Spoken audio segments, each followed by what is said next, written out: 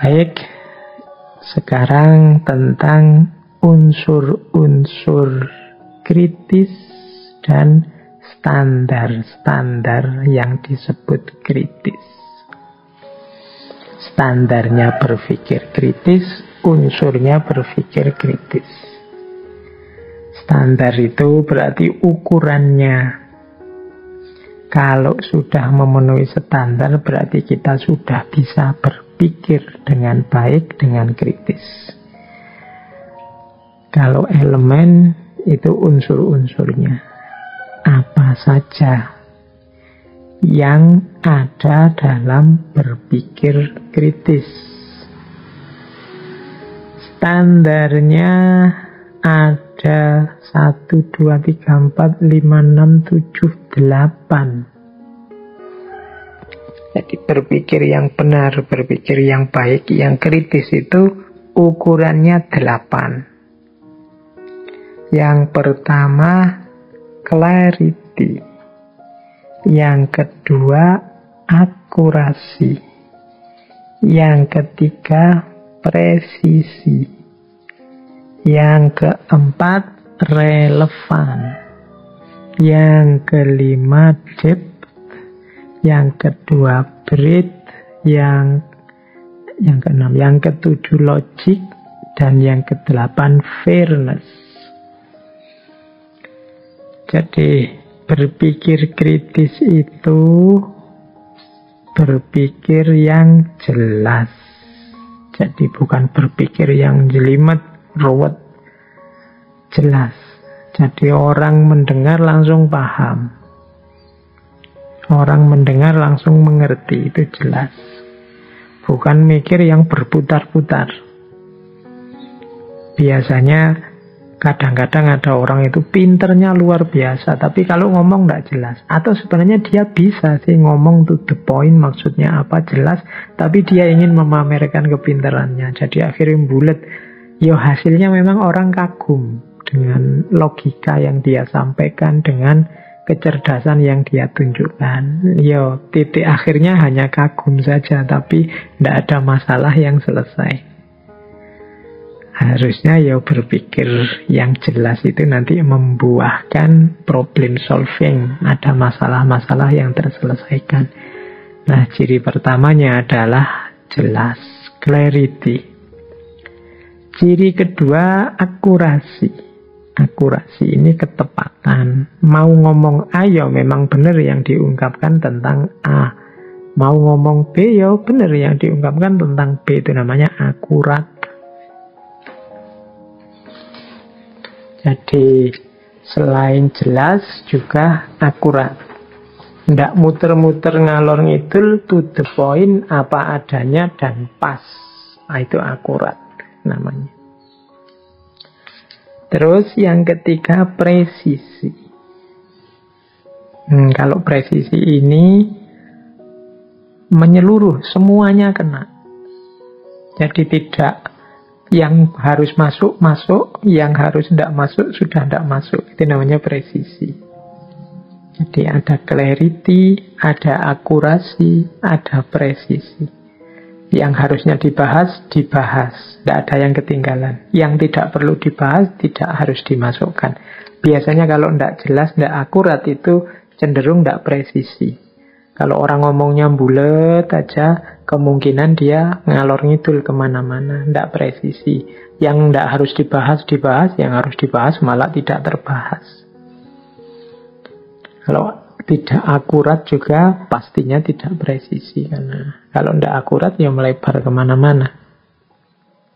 Kemudian relevan. Nah, relevan ini tadi di atas banyak sebelumnya kita jelaskan bagaimana berpikir yang relevan. Berarti apa? Produk pikiran kita itu cocok dengan problem permasalahannya, sehingga orang bisa menilai ini manfaat apa enggak, sesuai apa enggak, ada gunanya apa enggak. Karena relevan tadi. Kalau enggak relevan ya sudah enggak nyambung sejak dalam pikiran. Ini orang ngomong politik, dia malah ngomong tentang hati. Ini orang ngomong tentang budaya, dia malah ngomong tentang apa gitu, nggak nyambung. Jadi namanya nggak relevan. Nggak relevan ya saya bilang tadi, bukan berarti salah, tapi ruang waktunya nggak pas. Yang engkau sampaikan itu benar, tapi saatnya keliru. Harusnya ndak saat itu, atau harusnya tidak dalam situasi itu. Nasihat untuk semangat itu kapan diberikan? Nasihat untuk sabar itu kapan diberikan? Nasihat untuk jangan takut itu kapan diberikan? Nah, ini urusan relevansi. Jangan takutnya itu benar, cuma diberikan pada siapa, kapan, itu kalau pas ya namanya relevan, kalau ndak pas namanya ndak relevan. Itu urusannya relevansi. Kemudian mendalam.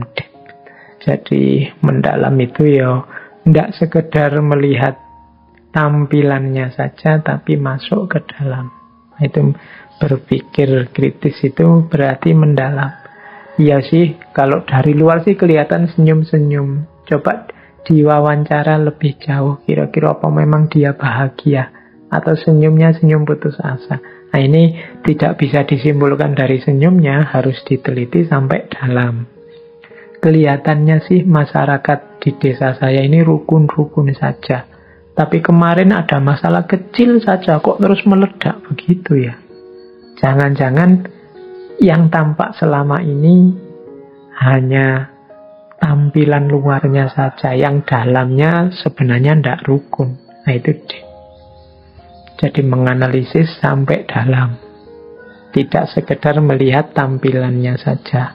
Makanya nanti di antara standar berpikir kritis itu mendalam. Berarti kalau ada yang tidak mendalam, ini bisa didekati secara kritis. Oh, sampean benar pikirannya, cuma sampean hanya lihat aspek luarnya saja, tidak melihat ke dalam. Kalau dari luar sih kelihatan memang maju, kelihatan memang sukses, tapi coba ke dalam itu akan ketahuan bahwa di dalamnya penuh intrik, di dalamnya penuh masalah. Nah, ini mendalam. Pentingnya kita berpikir sampai dalam. Kemudian breadth itu meluas. Jadi meluas itu maksudnya apa? Ya tidak berpikir sempit. Banyak hal yang terjadi tidak bisa hanya dipahami dari kejadian itu saja. Dia harus dikait-kaitkan dengan kejadian-kejadian yang lain. Ini namanya berpikir meluas. Loh, jangan dilihat cuma demonya saja. Coba dilihat peristiwa-peristiwa yang mendahuluinya atau peristiwa-peristiwa di sekitar demo. Itu namanya berpikir meluas. Karena kadang-kadang justru kalau tidak dilihat hubungan-hubungannya secara luas, kita bisa salah paham. Maka berpikir kritis itu berpikir yang juga meluas. Tidak mencukupkan diri hanya melihat, pokoknya saya tidak peduli, saya hanya melihat ini saja. Itu kemungkinan bisa kita kritisi. Loh, kalau sampean melihat yang ini saja, nanti tidak melihat hubungannya dengan itu, nanti tidak lihat hubungannya dengan ini. Ini sama-sama ada hubungannya. Mengapa kok anak saya males ngajinya ya? Wah, ini anak saya males, ini memang harus dimarahi, harus dipukuli. Loh, jangan lihat fakta itu saja. Coba dilihat fakta sekitarnya. Mungkin kehidupan sosialnya, mungkin teman-temannya. Atau mungkin jangan-jangan ya orang tuanya sendiri, yang bapaknya yang males ngaji, masuk anaknya dipaksa rajin ngaji. Auranya tidak nyambung, frekuensinya tidak nyambung. Nah, ini memahami secara meluas. Tidak hanya dilihat dari si anak ini saja. Ini namanya berpikir yang breadth, meluas. Tidak hanya sempit melihat satu fakta saja. Kemudian standar selanjutnya logik. Kalau ini tidak saya jelaskan ya logika. Berpikir yang masuk akal, ilmunya logika. Jadi harus masuk akal. Kemudian yang terakhir fairness. Fairness itu adil. Ini mungkin nama lain dari objektif tadi. Jadi fair. Yang salah ya diucapkan salah. Ketemunya kok jelek padahal berhubungan dengan keluargaku atau berhubungan dengan temanku. Jelek ya dibunyikan jelek. Meskipun temanku, meskipun mungkin kelompokku. Nah, itu namanya fair. Kalau tidak fair bisa dikritisi, kalau tidak logik bisa dikritisi, tidak luas bisa dikritisi, kurang dalam bisa dikritisi, tidak relevan, tidak presisi, tidak akurat, tidak jelas. Ini semua objek yang bisa kita kritisi. Berarti berpikir kritis itu berpikir yang jelas, berpikir yang akurat, berpikir yang presisi, berpikir yang relevan, berpikir yang mendalam, berpikir yang masuk akal, dan berpikir yang adil. Inilah berpikir kritis. Nah, elemennya apa saja? Elemen itu berarti unsur-unsur yang ada di dalam berpikir kritis. Kalau tadi kan saya jelaskan prosesnya. Kalau ini apa sih isinya pikiran yang kritis itu? Yang pertama question. Ya, question itu terjemahannya pertanyaan. Maksudnya ya problem. Problemnya jelas. Nah, itu question namanya. Makanya kemarin minggu pertama kita membahas tentang cara bertanya yang benar. Nah, itu hubungannya dengan question. Yang kedua, information. Jadi informasinya. Yang ketiga, interpretation. Interpretation itu pemahamannya. Yang keempat, konsep. Nah, konsep itu ya isinya. Yang kelima, assumption. Asumsinya. Yang keenam, implication. Akibatnya. Yang ketujuh, point of view. Sudut pandangnya. Yang kedelapan, purpose. Tujuannya. Jadi dalam satu konstruksi berpikir kritis, di situ pasti ada problem atau pertanyaan, ada informasi, ada interpretasi, ada konsep, ada asumsi, ada implikasi, ada point of view, sudut pandang, ada purpose, tujuan. Problemnya apa sih? Ini question. Ini masalahnya apa? Intinya apa? Itu question. Kalau questionnya tidak cocok, problemnya tidak sesuai, ya berarti perlu dikritisi. Yang kedua, information. Information itu berarti datanya dari mana. Jadi argumennya dari mana, dasarnya dari mana, itu information. Faktanya di mana, itu information. Yang ketiga, interpretation. Interpretation itu berarti ya pemahamannya. Problem dia apa sih? Data dan faktanya seperti apa? Pemahaman dia bagaimana? Itu interpretation. Konsep. Kalau konsep itu ya isi pikirannya, isi gagasannya. Itu biasanya konsep-konsep. Kemudian asumsi. Tadi sudah saya jelaskan ya tentang asumsi. Jadi pemahaman-pemahaman awal sebelum dia melakukan aktivitas pemahaman yang saat ini dilakukan, itu asumsi. Asumsinya apa? Dia kok memahami begitu? Kemudian implikasi. Kalau implikasi ini efeknya. Kalau pikirannya kita anggap benar, kira-kira akibatnya untuk masyarakat seperti apa? Itu implikasi. Kemudian point of view. Point of view itu dari sudut mana kita memahaminya. Oh ya, kalau dilihat dari sisi itu sih, memang Indonesia ini termasuk maju. Tapi kalau dilihat dari ininya, ya masih banyak yang harus ditingkatkan lagi. Nah, ini point of view. Kemudian jangan lupa juga purpose. Purpose itu tujuan. Apa sih tujuannya kita membahas ini? Ingin mengkritik, ingin mendukung, atau ingin menjernihkan permasalahan, atau hanya sekedar tahu saja. Ini harus jelas. Karena kadang-kadang kita melakukan aktivitas berpikir serius, tapi tidak jelas targetnya apa, tujuannya kemana. Nah, ini namanya purpose. Kalau semuanya jelas, nah ini kan berarti mudah dipahami, mudah masuk ke ranah kritis. Ini unsur-unsur berpikir kritis. Jadi kalau teman-teman sedang menanggapi sebuah gagasan, ingin menilai, coba rincilah unsur-unsurnya.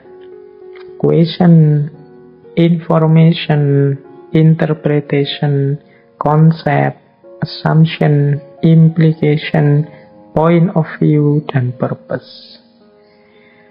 Pertanyaannya cocok apa enggak, datanya valid apa tidak, pemahamannya sesuai, nyambung apa tidak, isi pikirannya, maksudnya bagaimana, asumsi-asumsi yang dia pakai apa, dampaknya kira-kira apa nantinya, sudut pandang yang dia gunakan apa, tujuannya apa. Nah, ini unsur-unsur berpikir. Kalau hasilnya sesuai dengan standar, berarti dia benar. Kalau tidak, ya berarti keliru. Kalau dia cocok dengan standar kejelasan, akurasi, presisi, relevansi, kedalaman, keluasan, kemasukakalan, dan keadilan. Kalau ini masuk ke kriteria-kriteria ini, berarti gagasan tersebut bisa kita anggap benar. Pikiran tersebut kita anggap termasuk pikiran yang jelas dan benar dan kritis. Kita lanjutkan.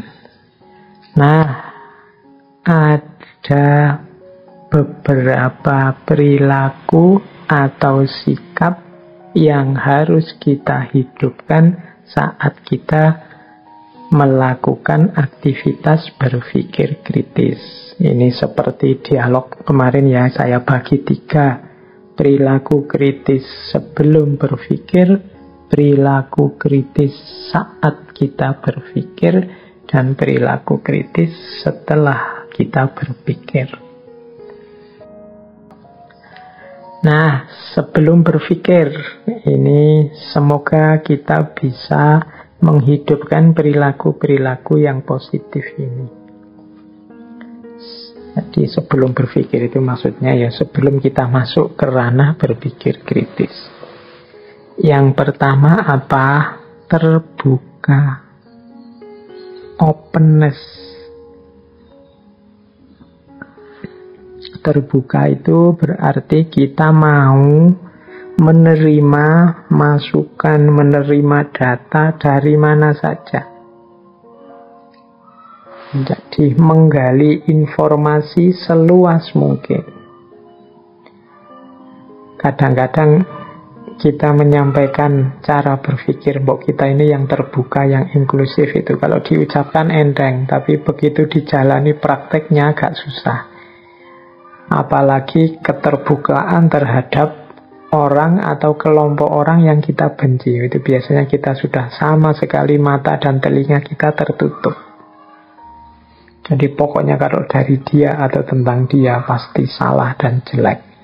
Nah ini berarti kita tidak bisa menghidupkan kualifikasi yang pertama. Berarti kita akan sulit nanti untuk berpikir yang kritis. Orang kritis itu harus terbuka. Informasi dari mana saja dipersilahkan masuk. Meskipun juga tidak kok terus masuk itu terus diterima, diikuti, ya enggak. Tapi sebagai informasi, sebagai data untuk diolah, nanti diputuskan. Mana yang saya ikuti, mana yang tidak, itu urusan nanti yang berbeda. Tapi dalam proses berpikir itu kita harus terbuka. Jangan sampai tadi, karena ada prinsip fairness, kita tidak adil. Yang kita dengarkan dari yang kita suka saja, yang kita setujui saja. Itu berarti kita kehilangan prinsip yang pertama, prinsip keterbukaan. Kemudian yang kedua, jujur. Nah, jujur ini yang benar ya disampaikan sebagai benar, yang salah dipahami dan disampaikan sebagai salah. Nah, ini namanya jujur. Ya kelihatannya sepele juga, tapi penerapannya ternyata juga tidak sederhana. Apalagi hidup kita ini kan banyak disetir oleh suka dan tidak suka, seperti yang saya jelaskan tadi. Tentang yang tidak kita sukai, ya biasanya kita ini tidak adil. Kalau sudah tidak adil, ya berarti tidak jujur. Kalau ada yang jelek-jelek dari kelompok kita, kita sembunyikan. Atau kita tafsir ulang, atau kita jelaskan versi kita biar maunya salah, tidak jadi salah. Ini namanya sudah tidak jujur, tidak objektif. Berpikir kritis harus jujur. Kalau tidak punya kualifikasi jujur, ya nanti hasilnya pasti tidak memuaskan. Yang ketiga, ingin tahu. Jadi ini gandengannya terbuka tadi ya. Diri kita terbuka. Kalau terbuka itu kan kesannya pasif, dari mana-mana masuk. Tapi juga ada unsur aktifnya, yaitu ingin tahu. Tidak menerima begitu saja apa-apa yang masuk. Nah, itu ingin tahu namanya. Di antara mentalitasnya ilmuwan itu ingin tahu. Jadi ilmuwan itu kan orang yang banyak ilmu atau orang yang cinta ilmu. Dia tidak mudah puas dengan yang dipahami saat ini. Dia merasa selalu kurang saja. Itu berarti punya mental ingin tahu. Kemarin di sesi pertanyaan itu ya sudah saya jelaskan tentang curiosity. Daya ingin tahunya manusia. Yang ketika dia dewasa sering hilang. Karena ditelan oleh common sense, kebenaran-kebenaran sosial yang belum teruji. Yang keempat, perilaku kritis sebelum berpikir adalah skeptis. Ya skeptis ini kalau diterjemahkan letterlek ya ragu-ragu. Maksudnya meragukan. Kalau ada orang ngomong A, tidak kesusu ditelan, tidak kesusu diterima, diragukan dulu. Apa iya benar?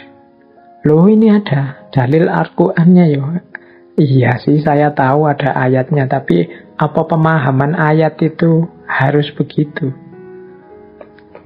Harus seperti itu. Tidak adakah pemahaman yang berbeda? Nah, itu namanya skeptis.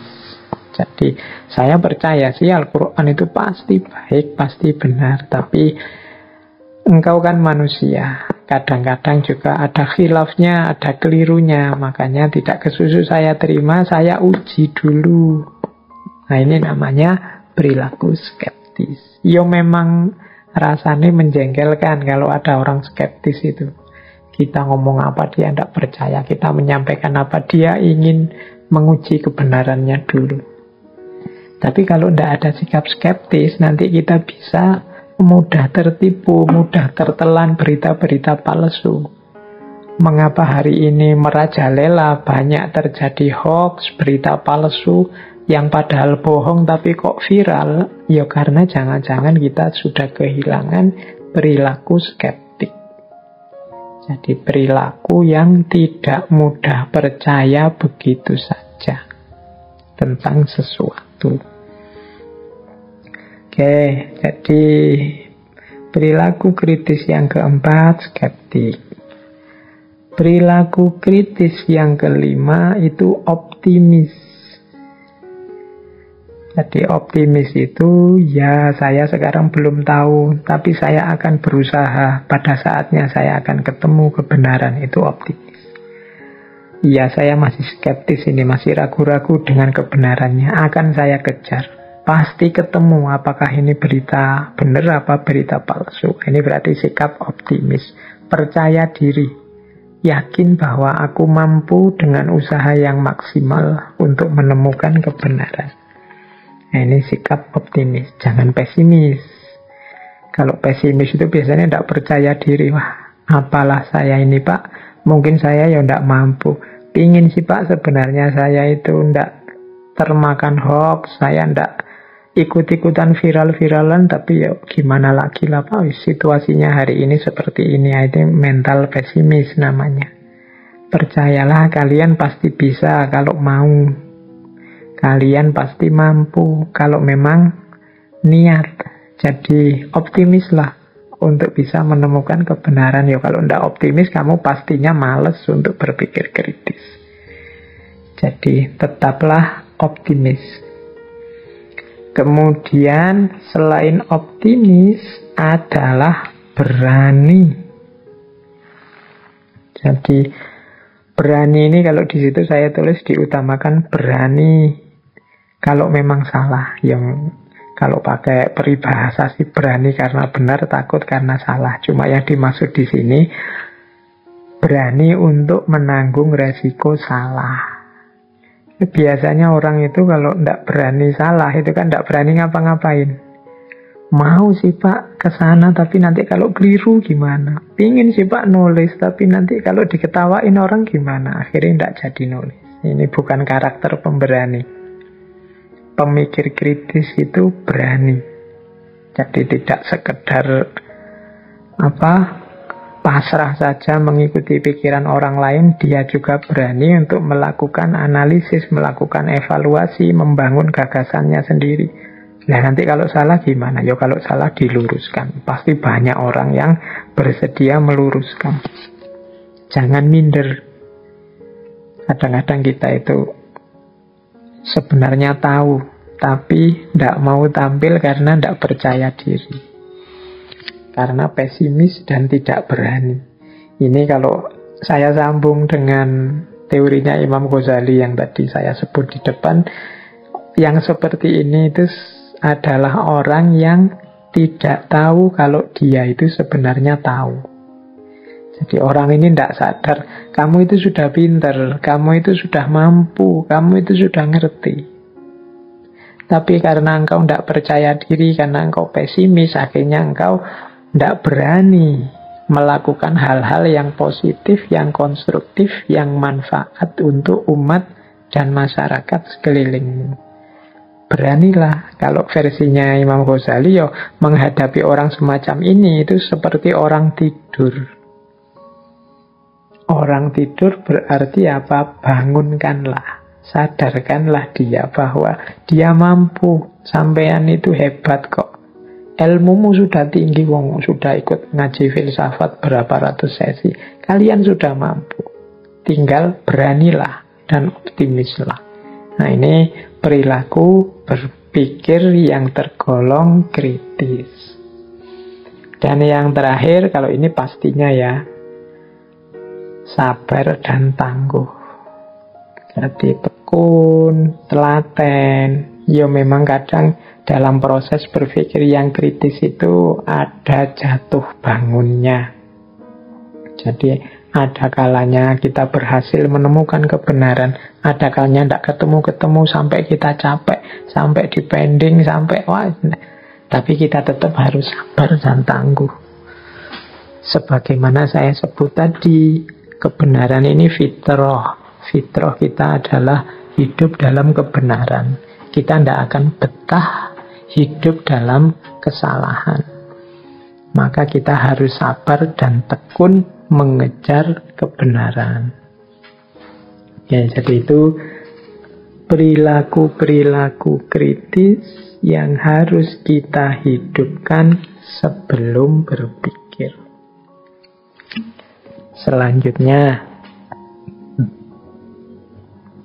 kalau ini perilaku kritis saat berpikir. Nah, ini kalau prasyarat di depan sudah terpenuhi, teman-teman sudah punya kualitas terbuka, jujur, ingin tahu, skeptis, optimis, pemberani, dan sabar serta tangguh, Maka sekarang saatnya menjalani berpikir kritis dengan segala standar dan elemen tadi yang dijelaskan. Sikap mental apa yang harus kita miliki di sini? Di catatan saya, saat kita berpikir, perhatikan beberapa karakter yang harus kita miliki. Yang pertama apa? Spekulatif. Nah, ini saya tidak tahu ya, istilah spekulatif ini kesannya kadang-kadang negatif. Seolah-olah spekulatif itu orang yang hanya coba-coba, tidak serius.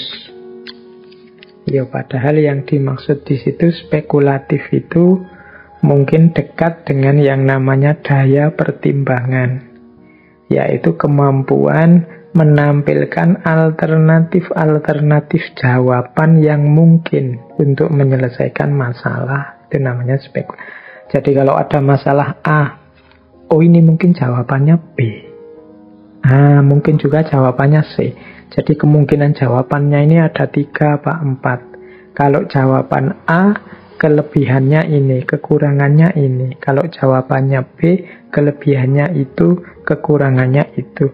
Nah, ini namanya kemampuan spekulatif. Kalau menurut filosof yang namanya Gadamer, ini lebih ke kemampuan pertimbangan. Jadi menampilkan alternatif-alternatif jawaban yang mungkin. Kalau orang Jawa biasanya pakai istilah nalare dawa. Orang yang kemampuan spekulasi, kemampuan pertimbangannya rendah disebut nalare cupet. Jadi nalare cupet itu kemampuan spekulasinya pendek. Kalau ada masalah dia tidak bisa menampilkan banyak alternatif jawaban. Atau tidak berani, atau tidak mampu. Begitu diputus oleh pacarnya, nah itu kalau orang daya pertimbangannya luas, dia bisa menampilkan banyak alternatif solusi. Nah, ini berarti kemampuan pertimbangannya canggih. Ada yang orang tidak mampu spekulasi, kemampuan pertimbangannya rendah. Begitu diputus pacarnya, wah, tidak tahu lagi apa yang harus dilakukan. Akhirnya dunianya gelap, pesimis, putus asa, tidak mau ngapa-ngapain lagi, sudah hancur semuanya. Nah, ini kemampuan pertimbangannya kurang canggih. Tapi yang kemampuan pertimbangannya tinggi, dia bisa menampilkan banyak alternatif-alternatif jawaban. Enaknya bagaimana? Mungkin melakukan ini. Tapi kalau melakukan ini, nanti resikonya ini. Atau mungkin ini saja. Nah, tapi kalau ini ada juga masih resikonya. Atau yang itu. Yang itu bagus sih, tapi berat. Nah, ini namanya kemampuan spekulasi. Nah, orang yang kritis harus canggih dan mau berspekulasi. Orang yang tidak mau menampilkan kemampuan pertimbangan atau spekulasi biasanya orang yang perspektifnya tunggal. Ngertinya kebenaran itu hanya ini dan tidak ada yang lain. Ya jatuhnya nanti jadinya tidak kritis. Kemudian yang kedua, perilaku kritis lagi adalah kesediaan untuk dituntun oleh pengalaman dan rasio. Maksudnya begini, orang yang berpikir kritis itu juga harus objektif terhadap pengalaman, terhadap rasio. Kesediaan dituntun itu ya kalau memang kenyataannya begitu ya diterima saja. Kalau memang menurut pikiran kita rasionalnya begitu ya diterima saja, meskipun mungkin tidak sesuai dengan harapan kita. Nah, ini namanya kritis. Jadi kesediaan untuk dituntun itu ya kesediaan untuk menerima hasil observasi melalui pengalaman dan rasio. Jadi misalnya kita ke lapangan meneliti apa, bayangan kita, objek yang kita teliti itu seperti apa. Tapi begitu sampai di lapangan, lah kok begini isinya. Nah, tapi ya mau tidak mau harus kita terima, wong faktanya begitu. Itu namanya kesediaan untuk dituntun oleh pengalaman dan rasio. banyak orang yang kemudian membantah pengalaman objektifnya. Ndak ini mesti bukan itu, ini mesti hanya oknum saja. Bukan jadi ciri. Ini mesti hanya kasuistik saja, tidak jadi yang utama. Ini biasanya ciri-ciri tidak bisa menerima pengalaman dan rasio. Yo harus diterima wong kenyataannya begitu. Meskipun kalau memang masalah, yo kita lanjutkan ke aspek problem solvingnya. Cara menyelesaikan masalahnya gimana. Dan ini nyambung dengan ciri selanjutnya, siap menerima temuan. Jadi walah saya meneliti berbulan-bulan, kesimpulannya ternyata ini. Ya sudah, harus mau diterima, ya memang hasilnya itu, mau diapakan lagi. Ini termasuk kritis juga. Jadi kritis itu tidak boleh mengingkari temuan kita sendiri. Wong kita sudah menjalani proses berat kan sejak awal tadi, dengan langkah-langkahnya, standarnya, elemennya. Ketemunya ternyata tidak sesuai harapan, ya tetap harus diterima. Siap menerima temuan, faktanya begitu. Hari ini itu kan banyak orang yang tidak siap melihat fakta, melihat temuan, sehingga fakta yang objektif, yang sudah jelas benar salahnya, diolah, dimanipulasi biar sesuai dengan keinginannya. Ini kadang-kadang sampai ke level menipu dirinya sendiri. Jangan lupa saya bilang tadi, kebenaran itu fitrah. Kalian akan gelisah terus kalau hidup di ranah yang kalian tahu padahal itu sebenarnya salah, keliru. Jadi berpikir kritis berarti siap menerima temuan apapun. Yang keempat, kritis berarti siap menghadapi kesalahan. Kita ini bukan malaikat, kita ini juga bukan yang tahu segalanya dan mampu segalanya. Kadang-kadang kita juga keliru, kadang-kadang kita juga salah. Ya kalau memang terbukti walahala ternyata salah saya tadi, ada data yang belum masuk, ada proses yang saya loncati, berarti temuan tadi salah. Ya diakui salah. Jangan ngeyel. Jadi siaplah menerima konsekuensi bahwa aku ini manusia yang bisa salah. Itu justru bagian dari perilaku kritis. Dan yang terakhir, saat berpikir, jangan lupa kita harus siap bersedia untuk menangguhkan keputusan apabila memang belum ketemu jawabannya yang benar. Jadi kebenarannya masih belum ketemu. Ini saya sudah meneliti kemana-mana, saya sudah mencari data, cari argumen kemana-mana, ternyata juga belum ketemu. Ya ditangguhkan dulu.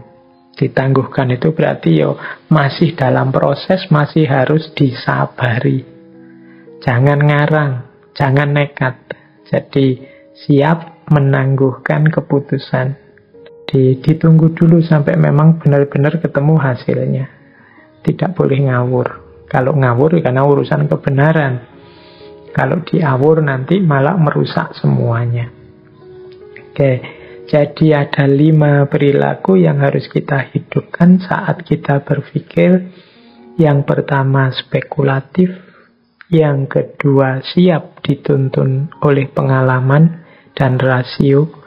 Yang ketiga siap menerima temuan. Yang keempat siap menghadapi kesalahan. Dan yang kelima siap menangguhkan keputusan.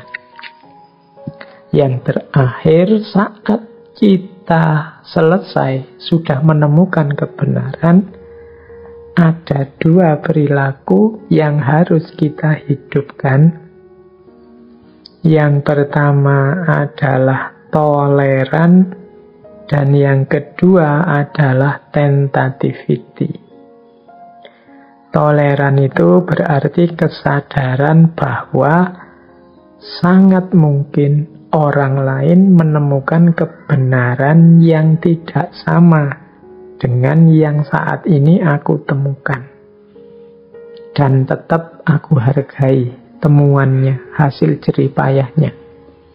Jadi namanya toleran. Jadi menurutku kebenaran yang cocok itu ini, dan dia mungkin saja punya kesimpulan yang berbeda dengan aku, tapi tetap aku menghargainya. Meskipun aku tetap yakin yang benar ya kebenaranku. Ini namanya toleran.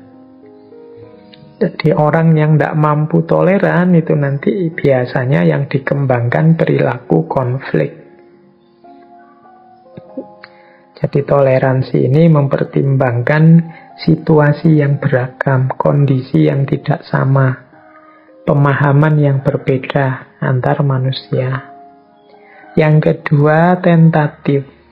Tentatif itu kesadaran bahwa yang aku temukan sebagai kebenaran saat ini itu ya sesuai batas-batasku, dan juga pastinya tidak terlepas dari kekurangan-kekuranganku. Maka kebenaran yang aku temukan saat ini itu ya bukan sesuatu yang mutlak.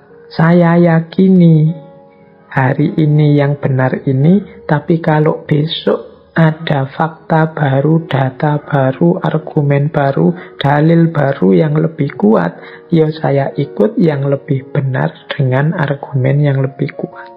Nah, ini namanya tentativity. Jadi tidak memutlakkan pandangannya sendiri. Nanti ada tokoh kajian Islam kontemporer namanya Muhammad Arkun yang mengkritik gaya beragama manusia hari ini itu banyak yang kehilangan kesadaran tentatif. Sehingga akhirnya mereka menyembah pikirannya sendiri atau mensakralkan pikirannya sendiri. Kalau dalam bahasa Arab ini menggunakan istilah takdisul afkar, sakralisasi pemikiran, karena dia tidak siap untuk berubah, tidak menganggap bahwa pikirannya itu mungkin saja keliru, dianggapnya pasti baik, pasti benar, sehingga disakralkan meskipun ada bukti, data, pendukung argumen yang baru yang menunjukkan itu keliru, tidak diakui sebagai keliru. Baik, semoga teman-teman bisa menangkap dan menghidupkan perilaku sebelum berpikir, perilaku saat berpikir, dan perilaku setelah menemukan kebenaran setelah berpikir. Baik, nah sekarang ini yang terakhir ya, waktunya sudah mau habis. Penghalang untuk berpikir kritis. Apa saja sih yang menghalangi kita untuk berpikir dengan jelas, dengan benar, dengan argumentatif? Yang pertama, penghalang berpikir itu adalah egosentrisme. Egosentrisme itu thinking self as center of attention atau self-centered thinking. Jadi egosentrisme itu keakuan. Pokoknya kebenaran itu ya aku. Yang aku anggap benar pasti itu benar. Yang aku anggap salah pasti itu salah. Nah, ini namanya egosentrisme atau self-centered thinking. Tidak bisa dikalahkan, merasa dia sendiri yang paling benar. Ini kalau orang punya kualitas egosentris biasanya susah untuk berpikir kritis. Yang kedua, penghalangnya lagi adalah sosiosentrisme. Ini mungkin lanjutannya egosentrisme. Kalau tadi kan menganggap dirinya sendiri sebagai pusatnya kebenaran, kalau ini sosiosentrisme ini menganggap kelompoknya sendiri sebagai yang lebih superior, sebagai yang lebih benar. Nah, ini namanya sosiosentrisme. Ya sama-sama berlawanan dengan prinsip berpikir yang kritis. Jadi kalau tadi dirinya sendiri sebagai pusat kebenaran, kalau ini kelompoknya, lembaganya, organisasinya sebagai yang superior pasti benar. Ini jadi penghalang untuk kita berpikir kritis. Yang ketiga, unwarranted assumption. Asumsi yang tidak diuji. Jadi kita mengasumsikan sesuatu tapi tanpa dasar. Pokoknya Indonesia hari ini itu adalah negara yang mau hancur. Terus kita membaca Indonesia dengan perspektif mau hancur ini sebagai asumsinya. Tapi ketika ditanya orang, dasarnya apa kok Indonesia ini dianggap mau hancur? Ya pokoknya rasanya begitu saja, dia pasti mau hancur. Nah, ini namanya asumsi yang tidak diuji. Tidak ada argumennya, tidak ada buktinya. Nah, ini juga menghalangi berpikir kritis. Kalau asumsinya sudah tidak teruji kebenarannya, ya hasil pikirannya kemungkinan juga tidak bisa dipertanggungjawabkan. Wong tidak ada dasarnya asumsinya tadi. Itu yang ketiga, unwarranted assumption. Yang keempat, wishful thinking. Wishful thinking ini mungkin mudahnya ya kita definisikan sebagai sejenis angan-angan. Jadi bukan hasil pemikiran yang serius, angan-angan tentang sesuatu yang tanpa dasar, tapi kita percaya bahwa ini benar. Atau kalau di situ saya tulis, believing something is true because one wishes it to be true. Hanya karena aku ingin ini yang benar, maka inilah pasti yang benar. Itu namanya wishful thinking. Itu. Dalam bentuk kasar itu mungkin seperti sakarepe dhewe. Pokoknya ini harus benar. Pokoknya ini yang benar. Ini wishful thinking. Padahal itu tidak ada dasarnya. Hanya karena aku percaya bahwa ini yang benar, terus kita ingin inilah yang pasti benar. Itu namanya wishful thinking. Kadang diterjemahkan ya angan-angan, khayalan. Ini juga menghalangi cara berpikir kritis. Kemudian ada juga relativisme. Relativisme itu pandangan serba relatif. Jadi kalau ada apa-apa, misalnya orang menyatakan kebenaran, apapun dia akan menanggapi, alah itu kan hanya pendapat. Alah, itu kan hanya pandangan. Jadi, tidak akan sampai pada titik kebenaran. Jadi, bahwa kita ini tidak sempurna, kadang-kadang yang kita anggap benar itu ternyata tidak benar, itu manusiawi. Tapi kita tidak bisa mengambil standpoint relativism total. Relativism itu ya kayak tadi, menganggap Allah itu hanya opini, Allah itu hanya opini. Akhirnya kita tidak bisa mengambil keputusan, tidak bisa memutuskan dengan dasar apa kita bertindak. Padahal kita hidup ini butuh kepastian-kepastian kebenaran tertentu. Dulu orang yakin bahwa bumi itu datar. Itu kan kemudian belakangan terbukti keyakinan itu tidak valid. Yaitu memang opini. Tapi zaman itu, dengan keyakinan itulah orang berkreasi, orang berpikir, menghasilkan banyak teori.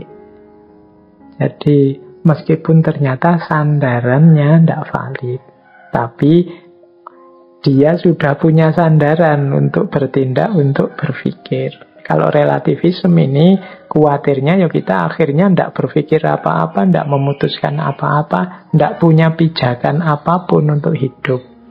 Semuanya dipandang tidak mesti. Kalau ada apa-apa, itu hanya pendapat saja, itu pandanganmu. Nah, akhirnya kita tidak punya pegangan. Hidup tidak bisa kita dengan dasar tidak ada pegangan sama sekali. Oke, ini hambatan-hambatan yang mungkin menghalangi kita untuk berpikir secara kritis. Jadi ada yang muncul dari egosentrisme, ada yang muncul dari sosiosentrisme, ada yang muncul dari asumsi-asumsi yang belum teruji, ada yang muncul dari wishful thinking, angan-angan tentang sesuatu yang kita pastikan kebenarannya, dan yang terakhir muncul dari relativisme, menganggap semuanya serba relatif sehingga akhirnya kita malah bingung sendiri, tidak punya pijakan untuk hidup dan bertindak. Baik, teman-teman, saya kira itu ya malam hari ini. Saya tadi bilang ini sebenarnya hanya pinggir-pinggirnya saja, kerangka-kerangkanya saja dari berpikir kritis. Isinya sebenarnya logika itu. Berpikir kritis itu modal utamanya logika, berpikir yang benar. Karena inti hakikat filsafat itu kan ada di berpikir yang benar. Filsafat sebagai proses, kuncinya adalah kemampuan seseorang berpikir yang benar. Maka harusnya yang minat dengan filsafat itu juga semangat untuk belajar cara berpikir yang benar, termasuk logika, mantek, atau teknik berpikir kritis, seperti yang malam hari ini kita bahas.